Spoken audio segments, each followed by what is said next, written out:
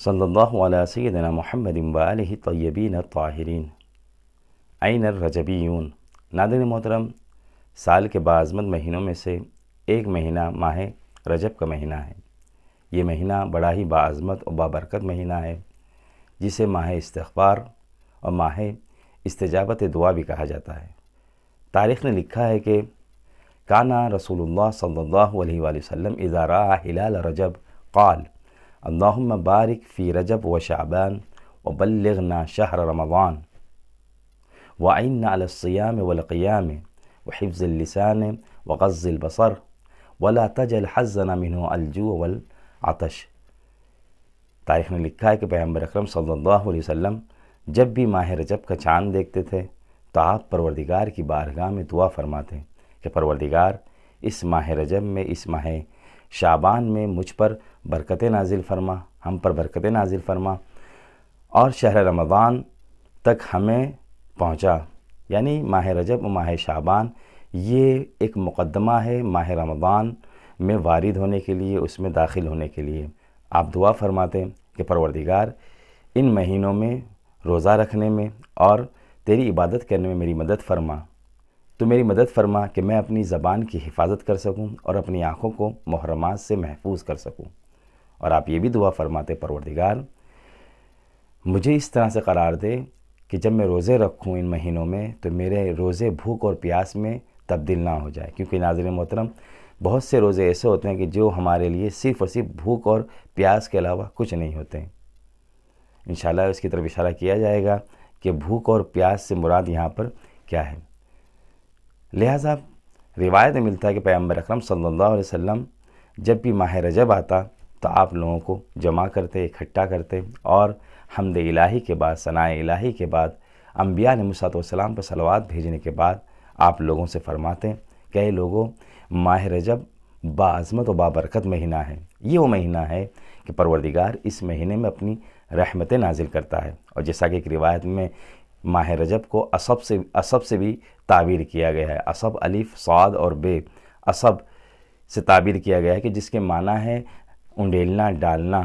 کیونکہ پروردگار اس مہینے میں بہت زیادہ اپنی رحمتیں نازل کرتا ہے، لہٰذا اسے عصب کہا گیا ہے۔ تو اس روایت میں ملتا ہے کہ پیغمبر اکرم صلی اللہ علیہ وآلہ وسلم لوگوں کو جمع کرتے، اور جمع کرنے کے بعد کہتے کہ لوگوں اس ماہ رجب میں ایک رات ایسی ہے کہ انسان اگر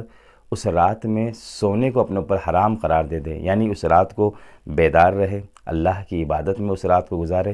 تو پروردگار اس کے اوپر جہنم کو حرام قرار دے دے گا، پروردگار اسے جہنم سے بچا لے گا۔ اور یہی نہیں، روایت کے جملے ہیں کہ پروردگار 70,000 ملائکہ کو، 70,000 فرشتوں کو معمور کر دے گا کہ جو اگلے رجب تک، یعنی اگلے سال کے رجب تک اس کے لیے استغفار کریں گے، اس سے مصافحہ کریں گے، اس کے لیے استغفار کرتے رہیں گے۔ البتہ گرچہ پیغمبر اکرم صلی اللہ علیہ وسلم نے اس ماہ مبارک، اس ماہ رجب کی عظمت کو بیان کرتے ہوئے اس رات کی طرف اشارہ نہیں کیا کہ کون سی رات ہے، لیکن ہمارے علماء اور ہمارے عرفاء نے اس رات کے لیے 4 احتمال بیان کیے ہیں، جس میں سے پہلا احتمال یہ ہے کہ وہی چاند رات، یعنی جب انسان ماہ رجب کا چاند دیکھیں تو اس رات کو نہ سوئے اور اللہ کی عبادت میں اس رات کو گزارے۔ یا دوسرا احتمال یہ دیا گیا ہے کہ اس مہینے کا جو پہلا شب جمعہ ہے اس رات کو انسان نہ سوئے اور اللہ کی عبادت میں اس شب جمعہ کو گزارے۔ یا ایک احتمال یہ دیا گیا ہے کہ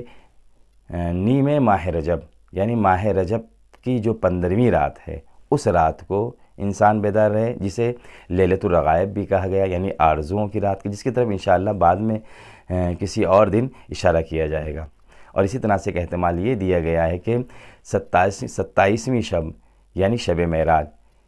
کہ ان راتوں میں سے کسی ایک رات کو انسان بیدار رہے، اللہ کی عبادت کرے، تو اس روایت کے مطابق پروردگار اسے جہنم سے آزاد کر دے گا، اسے جہنم سے بچا لے گا، اور 70,000 ملائکہ کو معمور کر دے گا کہ جو اس کے لیے آئندہ رجب تک کے لیے استغفار کریں گے۔ ایک اور روایت میں ملتا ہے کہ ماہ رجب میں پروردگار کی طرف سے ایک فرشتہ معمور ہے جو صبح تک یہ آواز دیتا رہتا ہے کہ این رجبیون، رجبیون کہاں ہیں؟ رجبیون خوش نصیب ہیں، خوش نصیب ہیں وہ لوگ کہ جو اس ماہ رجب کی برکتوں سے مستفیض ہوتے ہیں، اس سے فائدہ اٹھاتے ہیں۔ آخر میں پروردگار سے دعا ہے کہ پروردگار ہم سب کو ماہ رجب کی عظمتوں سے، اس کی برکتوں سے فیضیاب ہونے کی توفیق عنایت فرما، اور ہمیں توفیق دے کہ ہم پروردگار کی زیادہ سے زیادہ عبادت کر سکیں۔ والسلام علیکم ورحمۃ اللہ۔